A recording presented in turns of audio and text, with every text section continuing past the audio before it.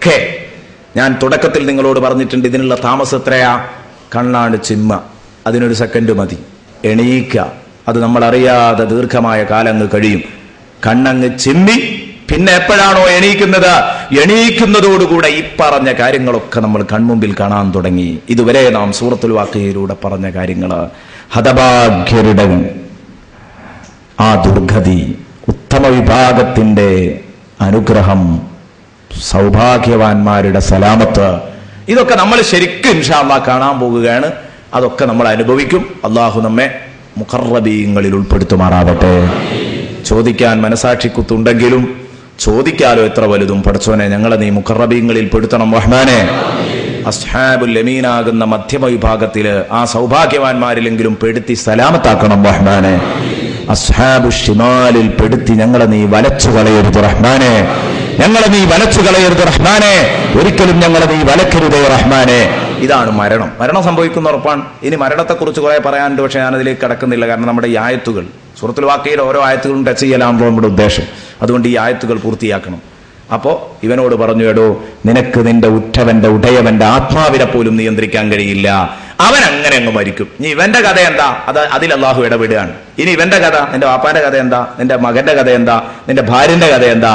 ഫഅമ്മാ in കാന മിനൽ മുഖറബീൻ, അവൻ ഇൻ കാന മിനൽ മുഖറബീൻ, അവൻ മുഖറബീങ്ങളുടെ കൂടെയാണോ? അവൻ മുഖറബീങ്ങളുടെ കൂടെയാണോ ഉള്ളത്? മുഖറബീങ്ങളുടെ കൂടെയാണ് അവൻ ഉള്ളതെങ്കിൽ മരണാനന്തരം അവരുടെ അവസ്ഥ, ഈ മരണപ്പെട്ട വ്യക്തിയുടെ അവസ്ഥ എന്ത് എന്ന് വിശദീകരിക്കാൻ തുടങ്ങിയാണ് അവിടുന്ന് അങ്ങോട്ട്. അവൻ ഉത്തമ വിഭാഗത്തിൽപ്പെട്ടവനാണോ? മറക്കരുത്, സൂറത്തുൽ വാഖിയ തുടങ്ങിയത് 3 വിഭാഗം ജനങ്ങളെ പറഞ്ഞാണ്, അവസാനിക്കുന്നത് 3 വിഭാഗം ജനങ്ങളുടെ ഗതി പറഞ്ഞാണ്.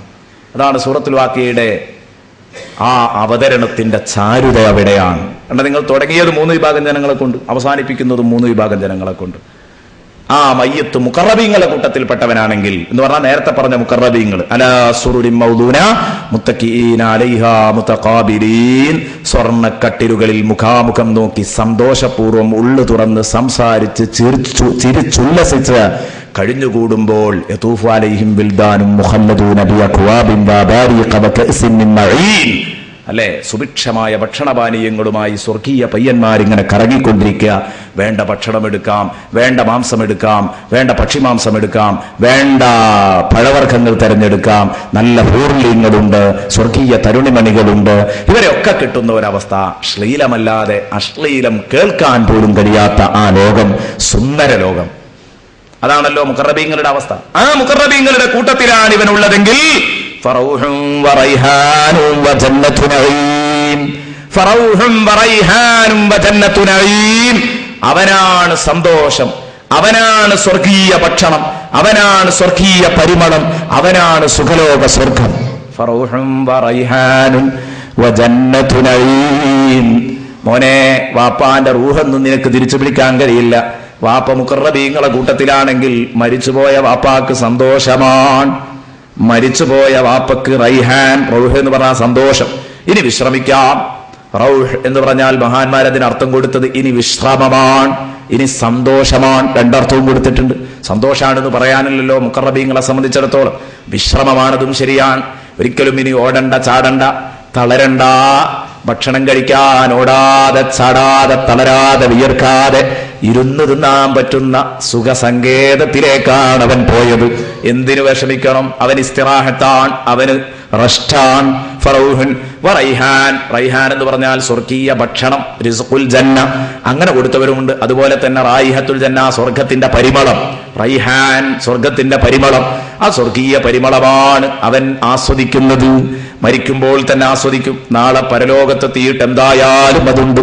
ഫറൗഹും വറൈഹാൻ വജന്നത്തു നഈം, സുഖലോക സ്വർഗവുമാണ്. സുഖലോക സ്വർഗത്തിന്റെ മറ്റു ഭാഗങ്ങൾ മുഴുവനും അവന് ലഭിക്കുകയാണ്. എല്ലാവിധ ആഡംബരത്തിലും സന്തോഷത്തിലും ആനന്ദത്തിലും കഴിഞ്ഞുകൂടുന്നു അവൻ. ഇതാണ് മുഖറബീങ്ങളുടെ ലിസ്റ്റിലാണെങ്കിലുള്ളത്. ഇനി വഅമ്മാ ഇൻ കാന മിനൽ മുകദ്ദിബീന അദ്ദാലീൻ,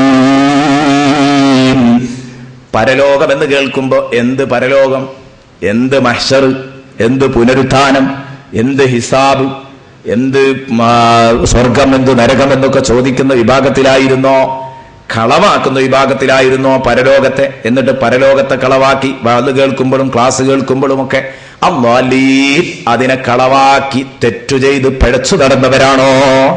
റൗഡികളുടെ കൂട്ടത്തിലായിരുന്നോ നിന്റെ വാപ്പ ഉണ്ടായിരുന്നത്? തമ്മാടികളുടെ കൂട്ടത്തിലായിരുന്നോ നിന്റെ വാപ്പയുണ്ടായിരുന്നത്? എങ്കിൽ അവന്റെ കഥ പറയാനില്ല. അതിന്റെ മുമ്പ് അതിന്റെ തൊട്ടു മുമ്പിൽ അങ്ങനെ ഒരു ആയത്ത്,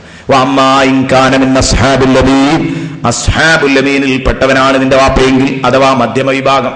മുഖറബീങ്ങൾ കഴിഞ്ഞിട്ട് പിന്നെ നമ്മൾ പരാമർശിച്ചത് അസ്ഹാബുൽ യമീനെയാണ്. മധ്യമ വിഭാഗത്തിലായിരുന്നോ നിന്റെ വാപ്പ? ഫസലാമുല്ലക മിൻ അസ്ഹാബിൽ യമീൻ, ഫസലാമുല്ലക, ആ മധ്യമ വിഭാഗത്തിലെ മെമ്പറായ നിനക്കാണ് സലാം. മിൻ അസ്ഹാബിൽ യമീൻ, നിന്റെ അസ്ഹാബുൽ യമീനാകുന്ന മറ്റു കൂട്ടുകാർ നിന്നെ സ്വാഗതം ചെയ്യും. അവർ സലാം ചൊല്ലി നിന്നെ സ്വർഗത്തിലേക്ക് സ്വീകരിച്ചു കൊണ്ടുപോകും.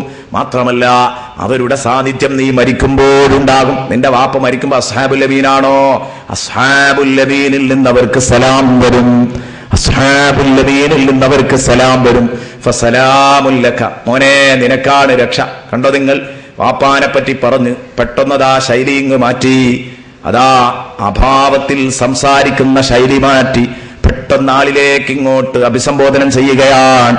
നിന്റെ വാപ്പ മുഖറബീങ്ങളുടെ, നിന്റെ വാപ്പ അസ്ഹാബുൽ യമീൻ അഥവാ ജസ്റ്റ് അഡ്മിഷൻ ലഭിച്ചവർ സ്വർഗത്തിലേക്ക്. ആ കൂട്ടത്തിൽ, ആ ഭാഗ്യവാന്മാരിലാണോ? കഷ്ടിച്ച് രക്ഷപ്പെടുന്നവരുടെ കൂട്ടത്തിലാണോ? ഫസലാമുൽ ലക, നേരിട്ട് ആ ഉപ്പയോടങ്ങ് സംവദിക്കുകയാണ് അല്ലാഹു. മോനെ നിനക്കാണ് രക്ഷ. ഓ മയ്യത്തെ നിനക്കാണ് രക്ഷ, നിനക്കാണ് രക്ഷ, നിനക്കാണ് സലാം വരുന്നത്. മിൻ അസ്ഹാബിൽ യമീൻ, നിനക്കാണ് രക്ഷ അസ്ഹാബുൽ യമീനിന്റെ കൂട്ടത്തിൽപ്പെട്ടവനായ നിനക്ക്. അല്ലെങ്കിൽ അസ്ഹാബുൽ യമീനായ നിന്റെ മറ്റു കൂട്ടുകാരിൽ നിന്ന്, സ്വർഗീയ അവകാശികളിൽ നിന്ന് നിനക്ക് സലാം ലഭിക്കും. അവർ നിനക്ക് സലാം പറഞ്ഞുകൊണ്ടിരിക്കും. ലാ യസ്മഊന ഫീഹാ ലഗ്വൻ വലാ തസീബാ ഇല്ലാ ഖീലൻ സലാമൻ സലാമാ, ഇല്ലാ ഖീലൻ സലാമൻ സലാമാ. ആ പറഞ്ഞതുപോലെ അവരിലേക്ക് സലാം അങ്ങനെ വന്നുകൊണ്ടിരിക്കും.